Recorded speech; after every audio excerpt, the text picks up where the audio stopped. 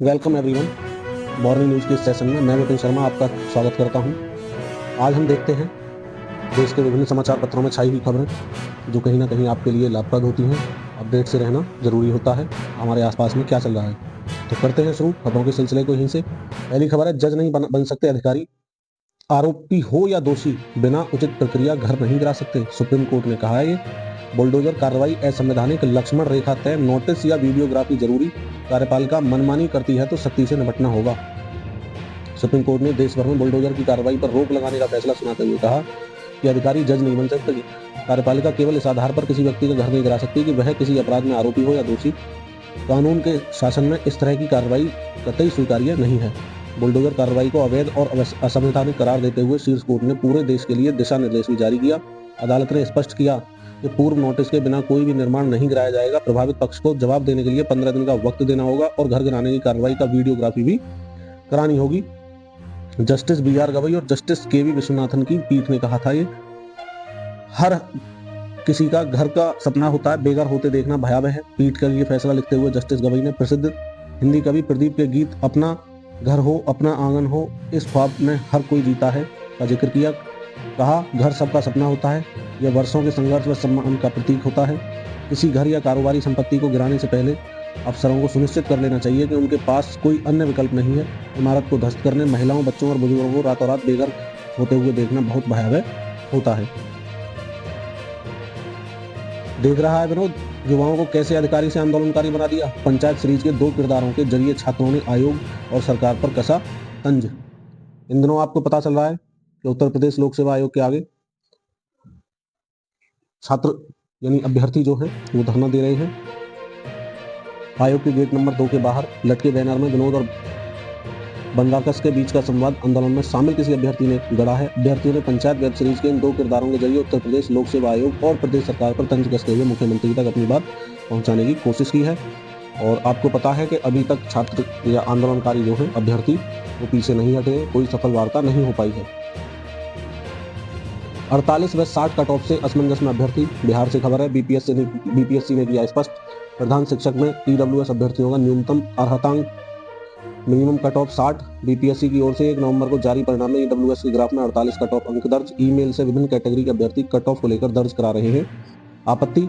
कंकड़ में त्रुटि है तो स्पष्ट करे आयोग। आयोग सूत्रों का कहना है कि EWS का कट ऑफ 48 अंक पुरुष के बजाय दिव्यांग अभ्यर्थियों का है। अभ्यर्थियों का कहना है कि आयोग द्वारा जारी परिणाम के कट ऑफ में दिव्यांग श्रेणी का अलग से कट ऑफ जारी किया गया है। कट ऑफ ग्राफ में EWS के आगे 48 अंक दर्ज है, जबकि SC के आगे कट ऑफ अंक 49 दर्ज है। अभ्यर्थियों का कहना है कि यदि कंकड़ में त्रुटि है तो आयोग स्पष्ट करे। आयोग ने 1 नवंबर को शिक्षा विभाग में अनुसूचित जाति अनुसूचित जनजाति कल्याण विभाग के अंतर्गत उच्च माध्यमिक विद्यालयों में प्रधान अध्यापक के क्रम से 5,971 व 3 तथा शिक्षा विभाग के प्राथमिक विद्यालयों में प्रधान शिक्षक के 36,947 पदों के लिए परिणाम जारी कर दिया है। आप इसकी ऑफिशियल वेबसाइट पर bpsc.bis.nic.in पर जाकर के श्रेणीवार अपनी कट ऑफ दे सकते हैं, वहां अपलोड है। विवाह की समान उम्र के मुद्दे पर अगले सप्ताह विचार करेगी संसदीय समिति। संसद की एक स्थायी समिति पुरुषों और महिलाओं के लिए विवाह की उम्र की समानता के मुद्दे पर अगले सप्ताह विचार करेगी। इसके लिए लाया गया एक विधेयक 17वीं लोकसभा भंग होने के साथ ही कालातीत लैप्स हो चुका है। इसके लिए लाया गया ये तो लैप्स होने की बात आई है, दिसंबर 2021 में लोकसभा में पेश किया गया था। विधेयक महिला और बाल विकास मंत्रालय में सचिव और national coalition advocating for adolescent concerns NCAC व यंग वॉइसेस कैंपेन के प्रतिनिधि 22 नवंबर को संसदीय समिति की बैठक में प्रस्तुत होंगे। बैठक में विवाह की उम्र में प्रस्तावित बदलावों और महिलाओं संबंधी अन्य विधेयकों पर भी चर्चा होगी। महिला एशिया कप से खबर है, भारत पाक भिड़ंत 15 दिसंबर को 2 ग्रुप में 3-3 टीमें शामिल होंगी, एक दूसरे से एक मैच खेलेंगी। 22 दिसंबर को सुपर 4 की शीर्ष टीमों के बीच होगा खिताबी मुकाबला। महिला अंडर 19 एशिया कप के शुरुआती सत्र के लिए चिर प्रतिद्वंदी भारत और पाकिस्तान की टीमों को एक ही ग्रुप में रखा गया है। एशियाई क्रिकेट परिषद ने बुधवार को टूर्नामेंट के कार्यक्रम की घोषणा की। HJS 2023 की प्रारंभिक परीक्षा टल चुकी है। उत्तर प्रदेश उच्चतर न्यायिक सेवा 2023 की 8 दिसंबर को होने वाली प्रारंभिक परीक्षा स्थगित कर दी गई है। इस संबंध रजिस्ट्रार जनरल हाईकोर्ट की ओर से पत्र जारी कर कहा गया है कि अपरिहार्य कारणों से परीक्षा अगली सूचना तक स्थगित कर दी गई है। सेंचुरियन में भारत का विजय तिलक हो चुका है। वर्मा के करियर के पहले सैकड़े से टीम इंडिया ने दक्षिण अफ्रीका को तीसरे मैच में 11 रन से हराया। अभिषेक ने जड़ा अर्धशतक। कांग्रेचुलेशन टीम इंडिया, जिसमें अब हम 2-1 से बढ़त बनाए हुए हैं।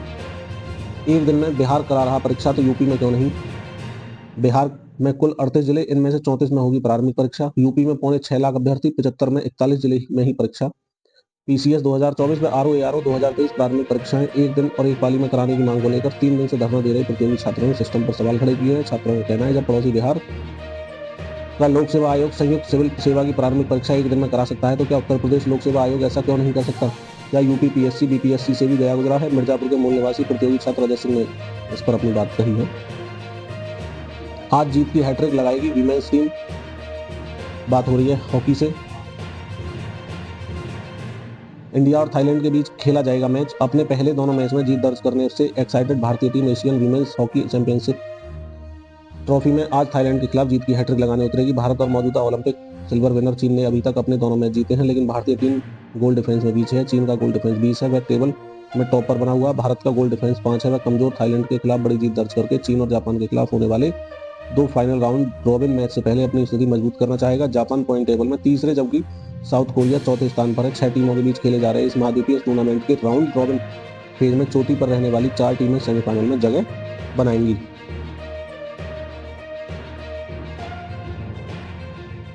कोचिंग संस्थानों के झूठे भ्रामक दावों पर रोक। केंद्र सरकार ने बुधवार को कोचिंग संस्थानों द्वारा भ्रामक विज्ञापनों को नियंत्रित करने के लिए नए दिशा निर्देश जारी कर दिए हैं, जिनमें 100% चयन या 100% नौकरी गारंटी जैसे झूठे दावों पर रोक लगाई गई है। केंद्रीय उपभोक्ता संरक्षण प्राधिकरण सीसीपीए द्वारा अंतिम तैयार दिशा निर्देश राष्ट्रीय उपभोक्ता हेल्पलाइन पर मिली नई शिकायतों के बाद जारी किए गए। सीसीपीए ने अब तक 54 नोटिस जारी कर दिए हैं और करीब 54.60 लाख रुपए का जुर्माना भी लगाया गया है। सफल अभ्यर्थियों के नाम और तस्वीर का उपयोग करने के लिए लिखित सहमति भी लेनी पड़ेगी। निबंधन मित्र बनाकर 20,000 युवाओं को रोजगार देगी सरकार। प्रस्ताव को दिया जा रहा अंतिम रूप जल्द कैबिनेट में रखा जाएगा। प्रदेश में यानी उत्तर प्रदेश से खबर है, प्रदेश में पहली बार बड़े पैमाने पर रोजगार के अवसर खोलने के लिए प्रदेश सरकार निबंधन मित्रों की नियुक्ति करेगी। इसके लिए प्रस्ताव तैयार किया जा रहा है। इससे न्यूनतम 20,000 युवाओं को रोजगार मिलेगा। महिलाओं की अच्छी संख्या होने की इसमें उम्मीद है। देश में अपनी तरह का यह पहला प्रयोग है। निबंधन मित्र जो होंगे वो रजिस्ट्री और प्रॉपर्टी संबंधी दस्तावेज तैयार करेंगे। इससे पहले उन्हें सरकार की तरफ से प्रशिक्षण भी दिया जाएगा। इसके बाद यूनिक आईडी नंबर को लाइसेंस के साथ लिया जाएगा। एक रजिस्ट्री का पेपर तैयार करने के लिए निबंधन मित्रों को 2,000 रुपये फीस तय करने का प्रस्ताव है। वहीं गलत डीड के लिए जवाबदेही भी देनी पड़ेगी। घर से काम कर सकेंगे।